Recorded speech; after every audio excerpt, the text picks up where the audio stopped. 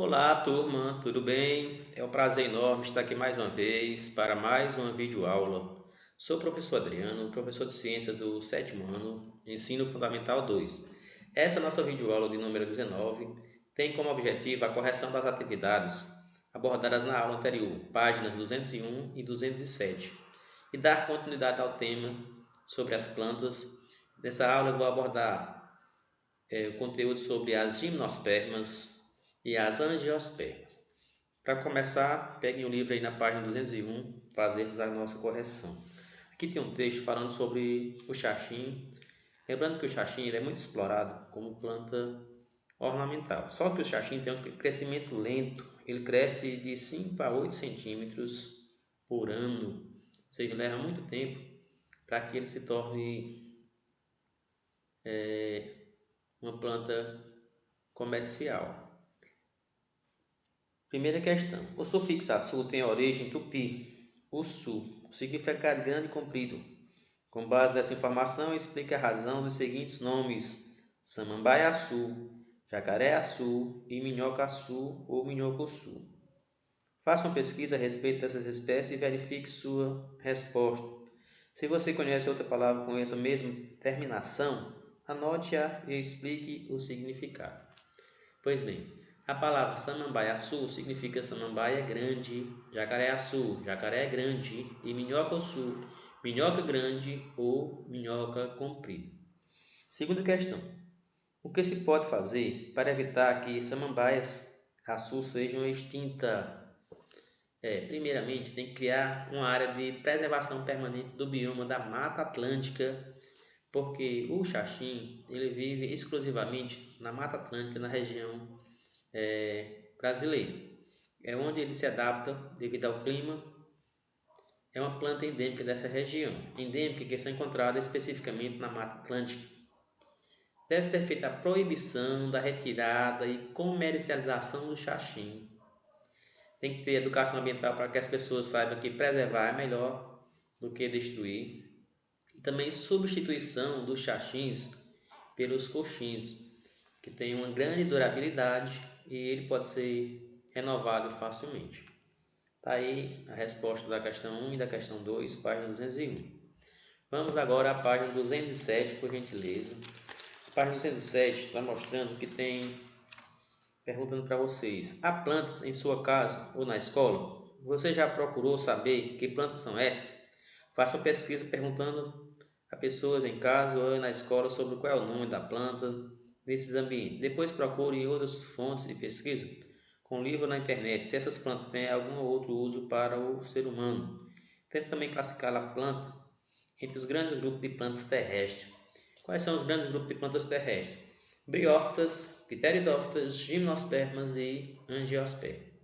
Eu coloquei como exemplo de algumas plantas que eu cultivo aqui na minha casa. A samambaia é uma pteridófita. O uso dela é um uso ornamental, uma planta bonita e também ela pode ser facilmente reproduzida. O cajueiro, a mangueira e o umbuzeiro são plantas frutíferas que produzem frutos e eu gosto desses frutos. Portanto, eles pertencem ao grupo das angiospermas, porque são plantas que possuem sementes envolvidas por frutos. O pinheiro é uma gimnosperma, é uma planta também ornamental. Não sei quais são o tipo de plantas que vocês cultivam na casa de vocês, nem os nomes. Está aqui algumas dicas. Questão 2.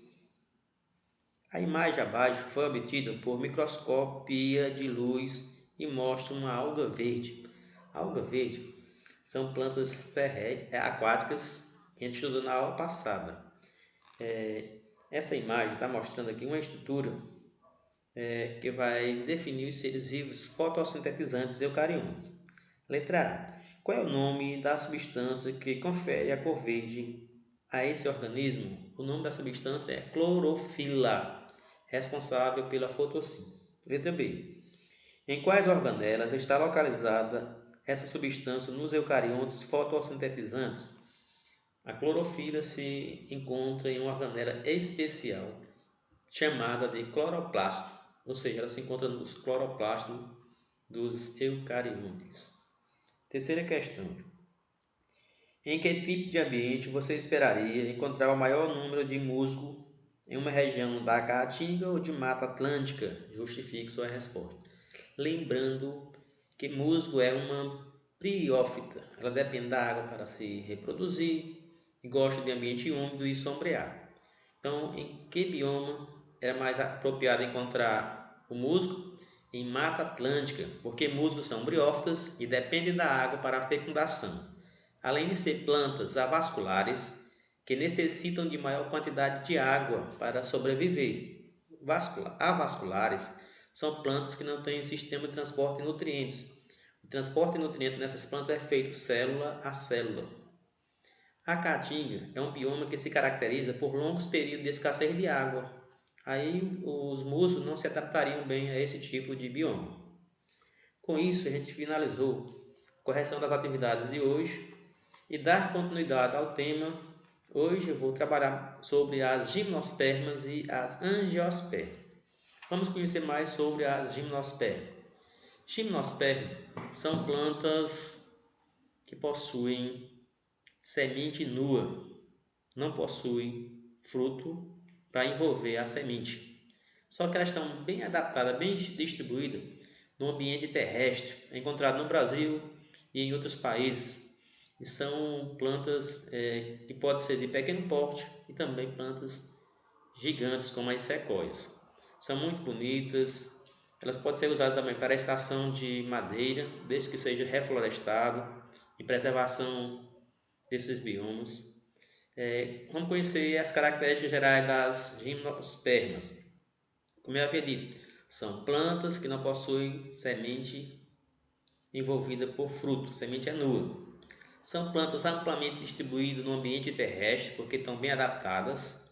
São vasculares, possuem sistema de transporte de nutrientes, possuem sementes e grão de pólen.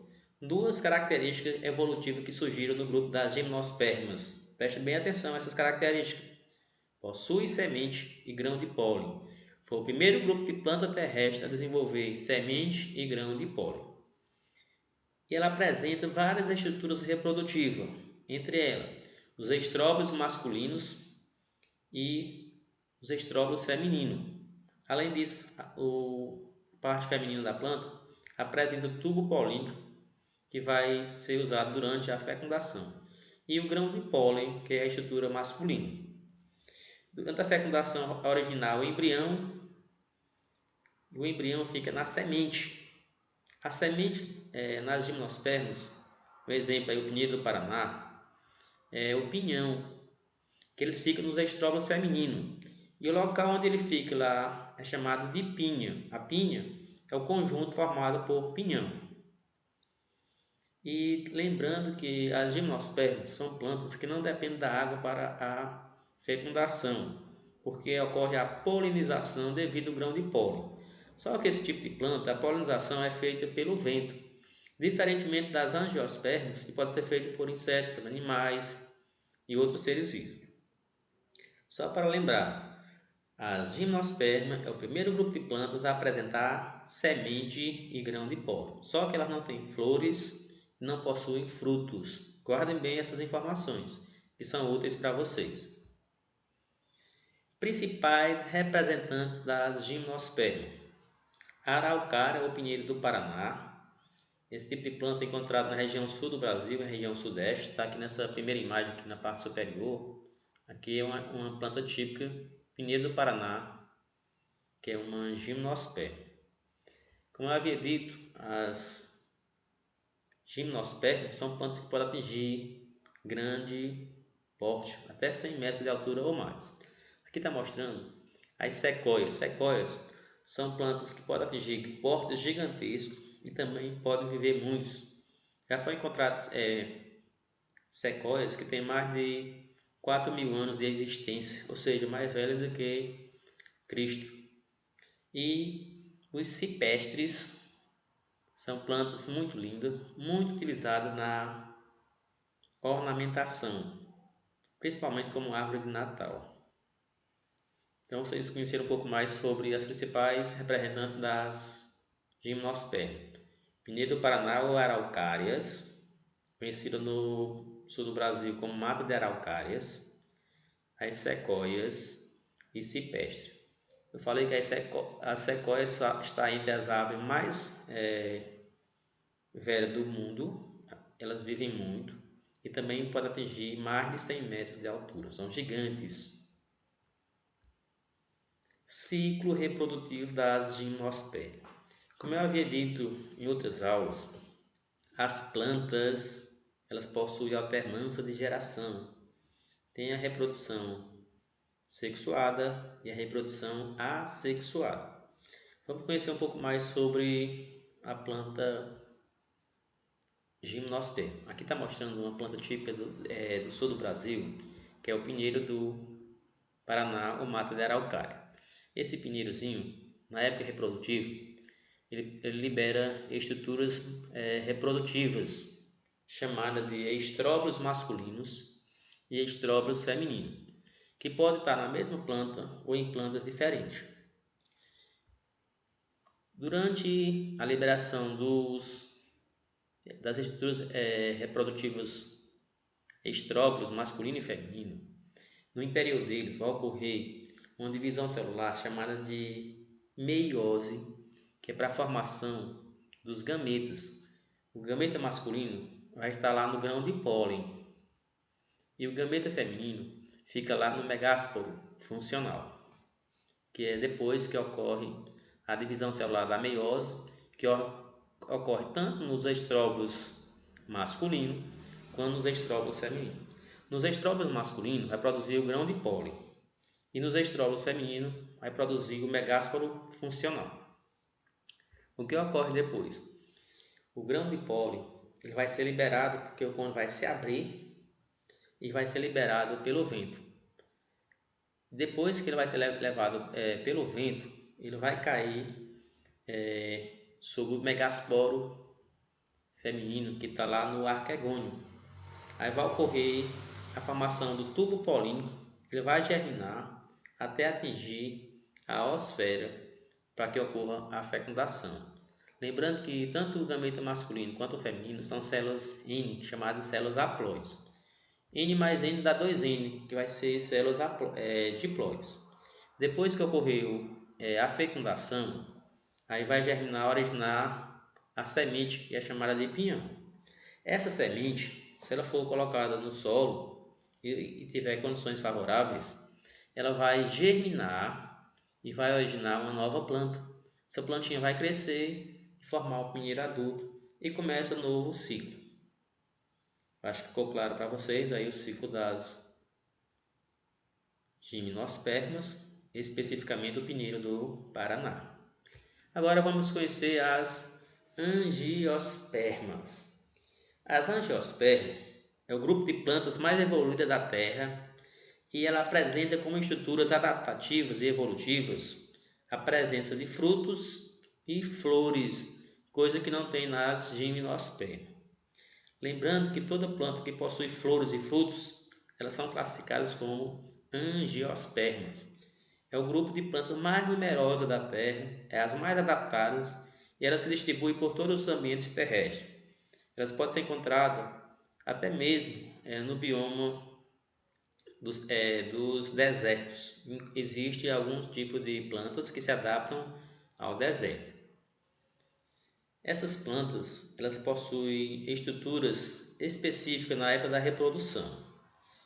Vamos conhecer um pouco mais sobre a flor. Como eu disse, qual foram os dois tipos de estruturas evolutivas que surgiram nas angiospermas? Flores e frutos. Então vamos conhecer um pouco mais sobre a estrutura da flor. A flor ela é composta pelo pedúnculo e o receptáculo chamado de receptáculo floral, onde se insere os vestígios, que é o cálice e a corola, que é aquela parte verde e colorida da planta.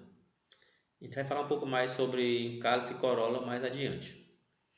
Além disso, ela é dotada de androceu e gineceu.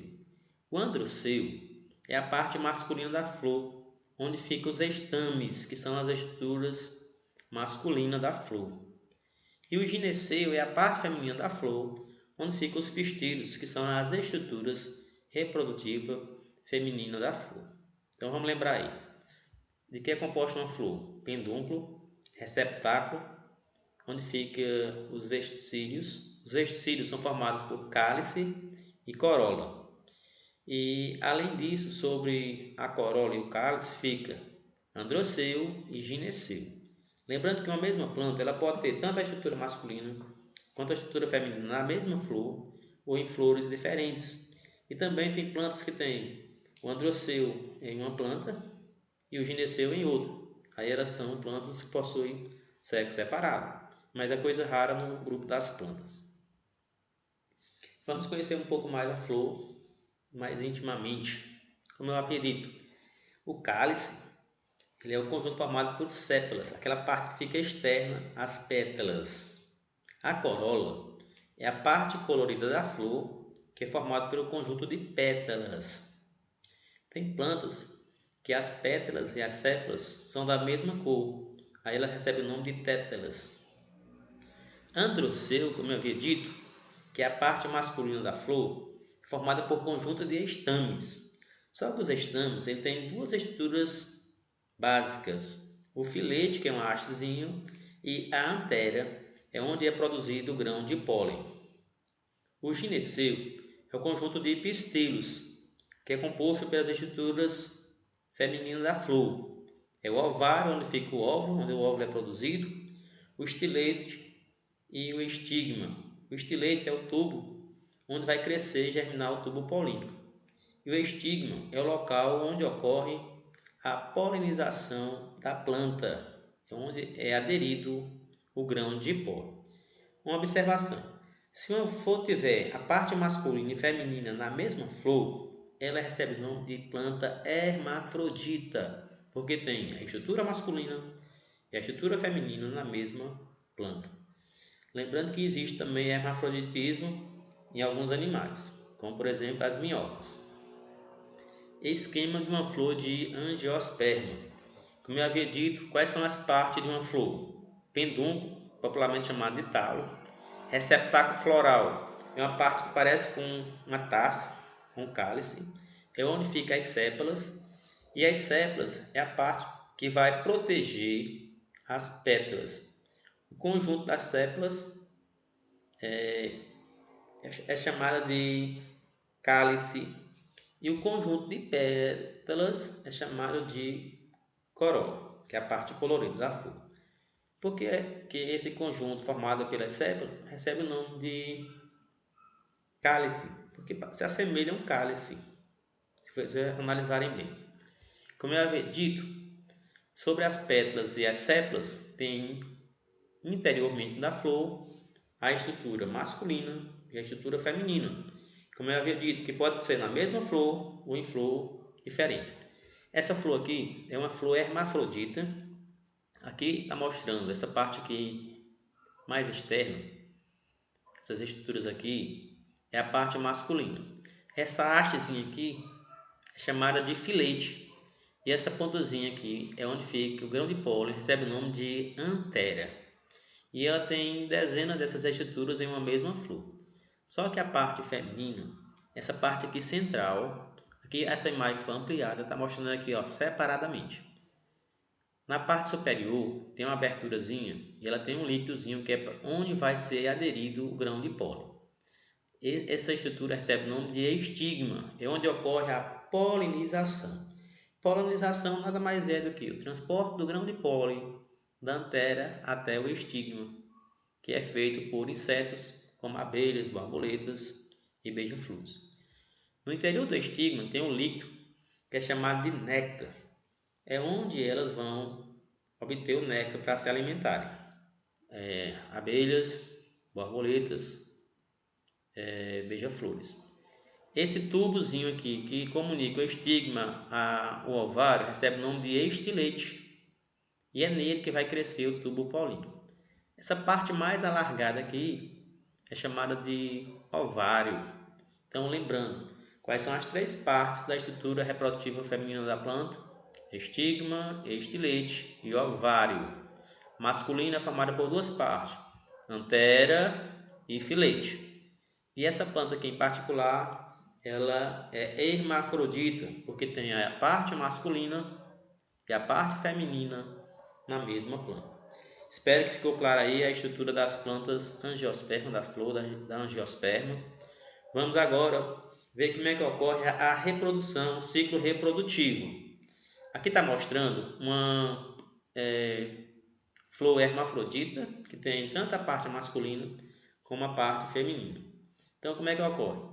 Aqui tem a parte lá da haste, que a gente falou que ela recebeu o nome de receptáculo floral.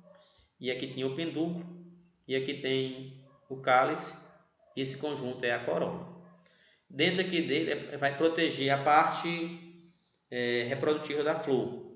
A parte masculina, que é formada por antéria, que é essa partezinha aqui, onde é produzido o grão de pólen, e essa estrutura, essa haste, que é chamada de filete. A parte feminina tem o estigma, tem esse tubozinho que é chamado de estilete, e essa parte aqui a gente chama de ovário. E no interior dele é produzido o óvulo. Mas vamos ver como é que ocorre a reprodução nessas plantas. Aqui no interior dela, quando ocorre a fecundação do grão de pólen que entra no estigma, aí vai crescer aqui nela o tubo polínico até atingir a oosfera, onde vai fecundar o óvulo, e aí vai germinar, originar a semente, obviamente o embrião, e essa planta ela vai dar sementes, e essa semente ela vai originar uma nova planta. Só que essa parte aqui do ovário fecundado, ele vai originar o fruto que vai proteger a semente. Só que existem frutos carnosos e frutos secos, que a gente vai trabalhar em outras videoaulas. Vamos ver o ciclo reprodutivo das gimnospermas. O ciclo reprodutivo das gimnospermas, das angiospermas, desculpem, o ciclo reprodutivo das angiospermas. Ele processa da seguinte maneira: tem uma planta adulta. Essa planta adulta, na época da reprodução, emite as flores. Como a gente viu, as flores ela pode ter tanto a estrutura masculina como a estrutura feminina. Aí o que acontece? Lá na antéria vai produzir o grão de pólen, que é a estrutura reprodutiva masculina, onde fica o gameta masculino. E aqui essa parte é a parte feminina. Quando ocorre a polinização, vai ser o transporte desse grão de pólen até o estigma. Depois que ocorre isso, ele vai se fixar na antéria, aí vai crescer o tubo polínico até atingir o óvulo que está lá no interior do ovário. Vai fecundar. Depois que ocorreu a fecundação, vai originar o embrião e, envolvendo o embrião, vai originar o fruto. Aí o que acontece? Dentro do fruto tem a semente. Essa semente ela tem um embrião que vai originar uma nova planta. Se essa semente for plantada em um local onde tenha condições favoráveis, ela vai germinar. No início o embrião vai ser nutrido por uma parte aqui do endosperma. Aí ele vai crescer, depois que emitir as folhas, eles passam a fazer fotossíntese e pode produzir seu próprio alimento. Aí ele vai crescer e formar uma nova planta. Então como é que ocorre a reprodução nas angiospermas?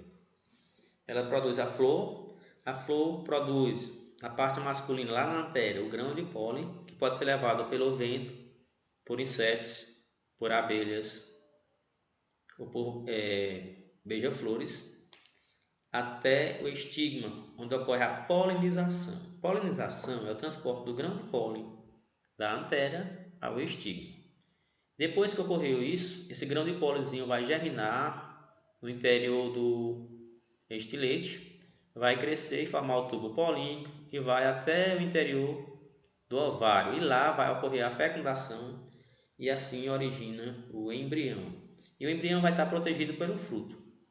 Dentro da semente tem um embrião, como eu havia dito. Se essa semente for colocada no solo, ela vai germinar e vai originar uma nova planta. E aí começa um novo ciclo.